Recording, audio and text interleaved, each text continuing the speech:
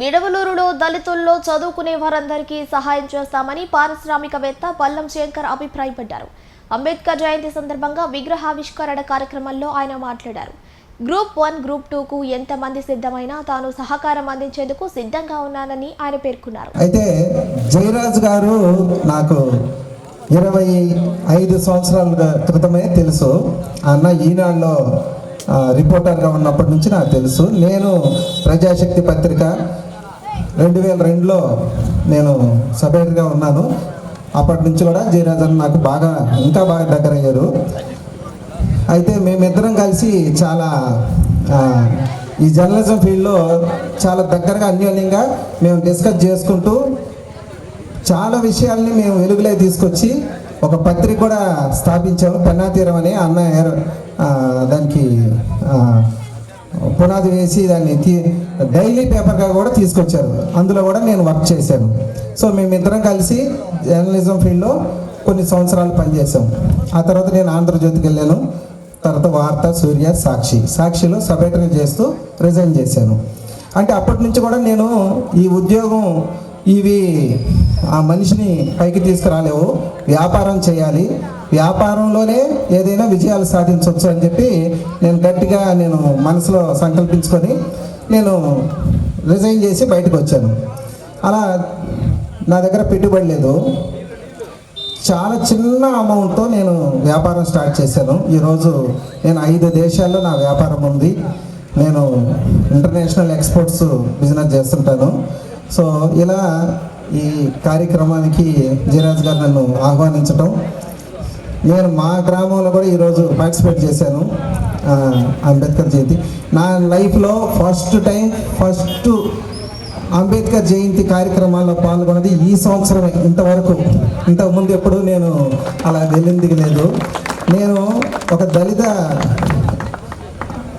బిడ్డగా చెప్తున్నాను, చదువే అన్నిటికీ విజయాలకు మూలం. అందరూ చదవాలి. గొప్ప ఉన్నత చదువులు చదివినప్పుడే వాళ్ళల్లో ఆ జ్ఞానం పెరుగుతుంది. ఉద్యోగాలు చేయొచ్చు, కానీ వ్యాపార రంగంలో కూడా రావాలి. ఎంతోమందికి ఎన్నో చాలా తెలివితేటలు ఉంటాయి, అవకాశాలు ఉంటాయి, కానీ ఆర్థికంగా వాళ్ళకి శక్తి సామర్థ్యాలు ఉండవు. ఆర్థికంగా కష్టపడ్డాడు. అంబేద్కర్ జీవిత చరిత్ర తెలుగులో వచ్చేది. ప్రతిరోజు మా పిల్లల్ని నేను అది చూడమని చెప్పేవాడిని, ఎందుకంటే ఆ విలువలు తెలుస్తాయని. అందరికీ అంబేద్కర్ గారి జీవిత చరిత్ర తెలియాలి. ఆయన ఇంత చదివిన చదువు, ఆ రోజుల్లో ఏ అవకాశాలు లేనప్పుడు ఆయన ఎన్నో డిగ్రీలు సాధించారు. ఇప్పుడు అన్ని అవకాశాలు ఉన్నాయి, డిగ్రీ వరకు కూడా వెళ్ళే పరిస్థితి లేదు ఎంతోమంది. దానికి కారణం ఆర్థిక సమస్యలు. రెండోది తల్లిదండ్రులు కూడా అంత అవగాహన లేక పిల్లల్ని వేరే పనులకు పంపిస్తున్నారు. ఈ పరిస్థితి మారాలి.